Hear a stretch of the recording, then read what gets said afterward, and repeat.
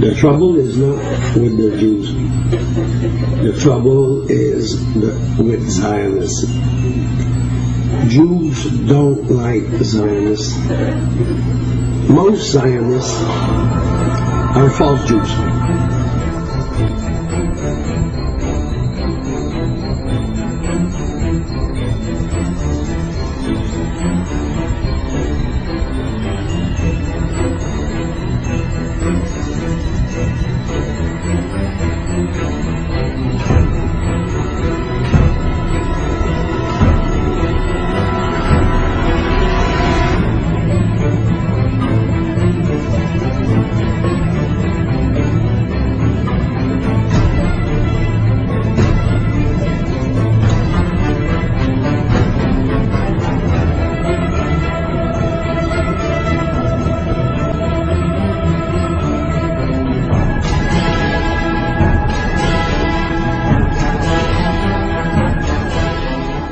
Unfortunately, something new has developed in the world in the last 100 years, a new movement and ideology, and that is called Zionism. People confuse Judaism and Zionism. They consider it one and the same. But it could be nothing further from the truth, because in actuality, Zionism is antithetical to Judaism. It is the diametric opposite.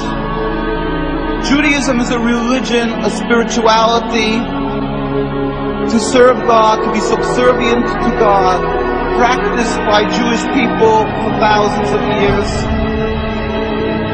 to emulate God. As in Hebrew we say, Mahu rachum af ata tehei rachum. Just as God is compassionate, you must be compassionate. Zionism is the transformation of Judaism into something new, entirely different, into nationalism, a political goal to have a land, to be a proud nation amongst nations, removing God from the equation. Judaism was the way of the Jewish people for thousands of years by all the God-fearing Jews. Zionism is 100 years old, by non-practice created, concocted by non-religious Jews as a whole. Theodor Herzl, people who detested and abhorred the religion and looked for a way out, for a way to be considered still distinguished people and still remain not people who were thrown out of the community, so they gave themselves a new form of Judaism. Congressman Julius Kahn presented Woodrow Wilson with a letter from three prominent Jewish Americans. They were Henry Berkowitz of Philadelphia, Max Senior of Cincinnati, and Professor Morris Jastrow of the University of Philadelphia, Pennsylvania. It read in part, "We raise our voices in warning and protest against the demand of the Zionists for the reorganization of the Jews as a national unit, to whom now or in the future territorial sovereignty in Palestine shall be committed. This demand not only misrepresents the trend of the history of the Jews, who ceased to be a nation 2,000 years ago, but involves the limitation and possible annulment of the larger claims of Jews for full citizenship and human rights in all lands in which those rights are not yet secure. We ask that Palestine be constituted as a free and independent state, to be governed under a democratic form of government recognizing no distinctions of creed, race, or ethnic descent, and with adequate power to protect the country against oppression of any kind. We do not wish to see Palestine either now or at any time in the future organized as a Jewish state." The Torah is very clear in that when there was a decree of exile for the Jewish people 2,000 years ago, we were expressly told by God that we are forbidden to try to recreate our own establishment, our own entity. We are forbidden to have a state.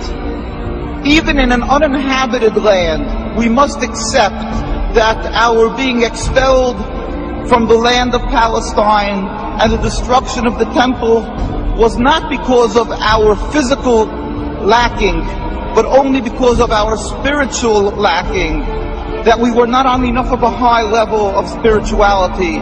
The books of the prophets are open, anybody can see and read that.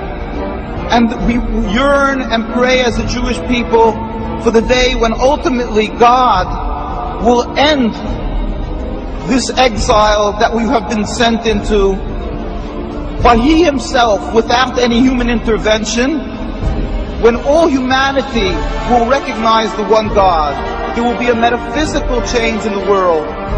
As it states across from the United Nations in the conclave wall called the Isaiah Wall, that the day will come when they will beat the swords into plowshares. One nation will not pick up a sword against another nation. That is what we as a Jewish people must yearn and pray for. And until that day comes, we must be loyal citizens, exemplary people throughout the world to serve God, be subservient, and be kind-hearted, good people as God requires.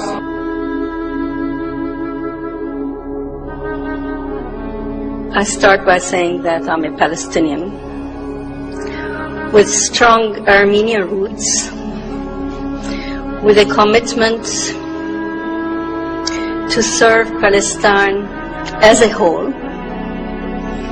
I am a product of a Palestine that was pre the State of Israel, with a birth certificate that says Palestine. And I think I have inherited that vision of that beautiful geographical spot that is a melting pot of different ethnic groups, which in my Christian faith is also the cradle of Christianity, but also the source of Judaism and Islam.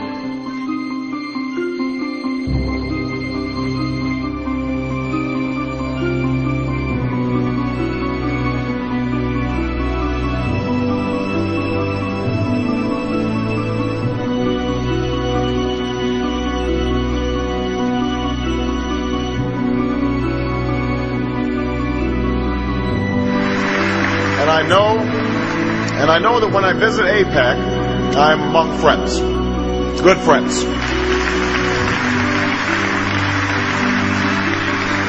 Friends who share my strong commitment to make sure that the bond between the United States and Israel is unbreakable today, unbreakable tomorrow, unbreakable forever.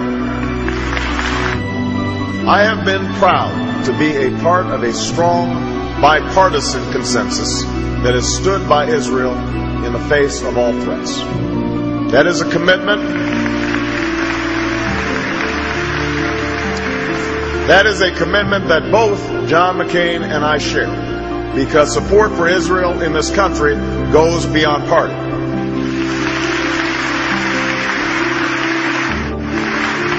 Our alliance is based on shared interests and shared values. Those who threaten Israel threaten us.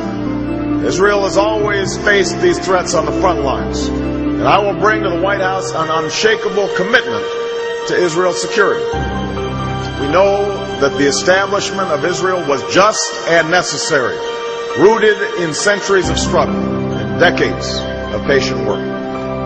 But 60 years later, we know that we cannot relent, we cannot yield, and as president, I will never compromise when it comes to Israel's security.